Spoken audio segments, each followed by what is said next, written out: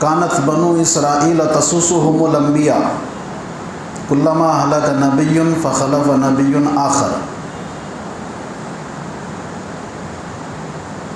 وانما لا نبی بعدی فسیکون خلفاء فیکثرون او کما قال رسول اللہ صلی اللہ علیہ وسلم۔ عزیزان محترم، معزز علماء کے کافی بڑی تعداد ہے، علماء ہیں، ائمہ ہیں، حفاظ ہیں۔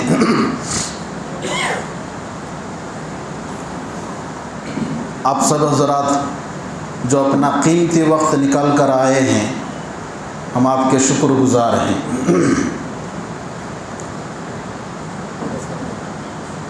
مقصد دراصل یہ ہے ہمارے جڑنے کا،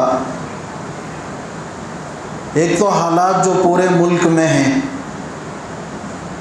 اور کچھ حالات جو ہمارے شہر قدری میں ہیں۔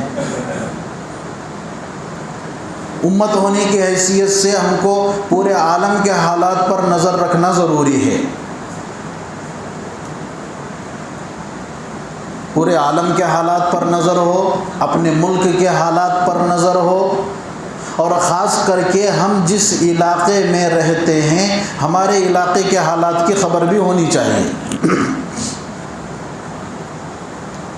تو کوئی لمبی چوڑی تقریر نہیں، بیان نہیں، اور یہ بیان کا موقع بھی نہیں۔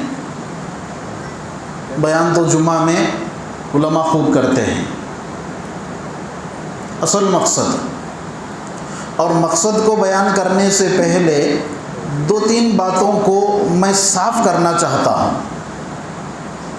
یہ مجلس دینی مجلس بھی ہے اور یہ مجلس سیاسی مجلس بھی ہے، اور ذہنوں سے اس بات کو صاف کرنا ہے کہ سیاست الگ ہے، دین الگ ہے۔ اس دھوکے سے باہر نکلو، سیاست بھی دین کا ایک اہم اور ضروری حصہ ہے۔ اور اس مقصد کے لیے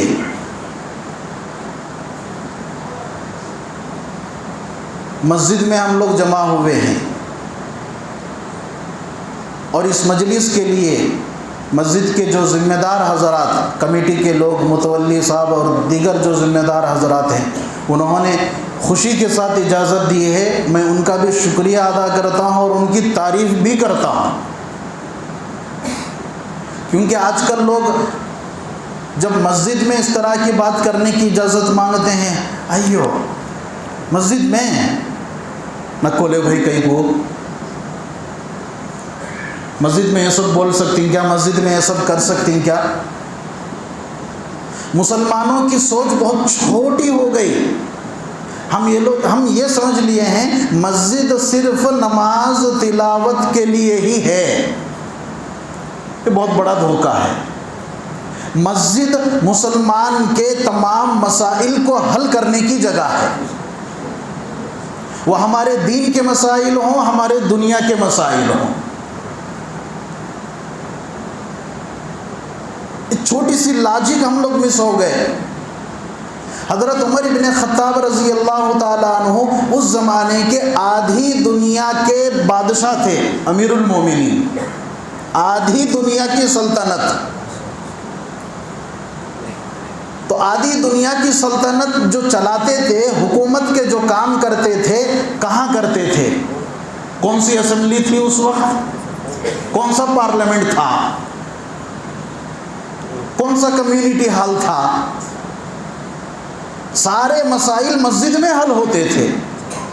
آدھی دنیا کی سلطنت کا بادشاہ مسجد کی چٹائی پر بیٹھ کر حکومت کے سارے کاموں کا انتظام کرتا تھا۔ یہ حقیقت ہے۔ لیکن ہم لوگ سمجھ لیے ہیں کہ وہ سیاست الگ ہے جو اسمبلی یا پارلیمنٹ میں ہوگی، مسجد میں صرف دین کی بات، دین کی بات، دین کی بات۔ سیاست بھی دین کا حصہ ہے۔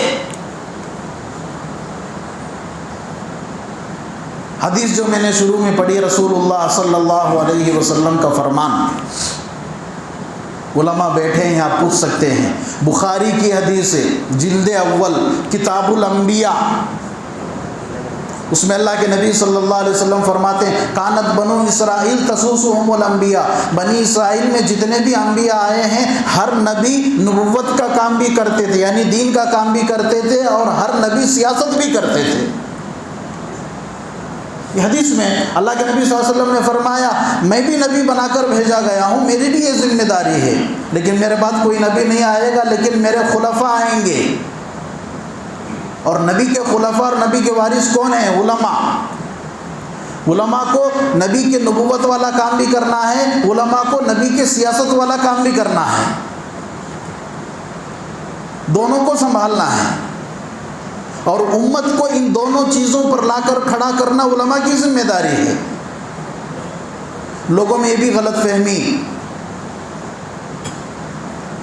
عالم کو کہیں کو بھی سیاست ہے، عالم انبیاء کے وارث ہیں، اور انبیاء نے جو کیا عالم وہ سب کام کریں گے۔ لوگ اعتراض کرتے ہیں، اسی لیے ہمارے بہت سے علماء ڈرتے ہیں، گھبراتے ہیں، بولتے نہیں ہیں۔ کوئی ضرورت نہیں ڈرنے کی، کھل کے بولو، یہ ہماری ذمہ داری ہے بھائی، اللہ نے عالم بنایا، ہم کو دین بھی سنبھالنا، سیاست بھی سنبھالنا، دونوں حالات پر نظر رکھنا ہے، امت کو دونوں چیزوں پر لا کے کھڑا کرنا، یہ ذمہ داری ہے ہماری۔ دنیا کا ہر آدمی سیاست کر سکتا ہے، عالم نہیں کر سکتے، عالم نہیں کرنا۔ امام صاحب، مولوی صاحب، ان کا کام انہوں کر لے جانا، کون کرے تو بھی چلتا۔ جاہل ان پڑھ بھی سیاست کر سکتا، پڑھا لکھا آدمی بھی کر سکتا۔ ڈاکٹر کو کوئی نہیں بولتے بھائی تمہیں ڈاکٹر، بھائی ہاسپٹل میں تمہارا کام تمہیں دیکھ لیا، تمہیں سیاست کہیں کرتی ہیں، کوئی نہیں بولتا۔ انجینئر کو کوئی نہیں بولتا بھائی تم انجینئر، بھائی اپنا کام دیکھو، سیاست کہیں کرتی ہیں، کوئی نہیں بولتا۔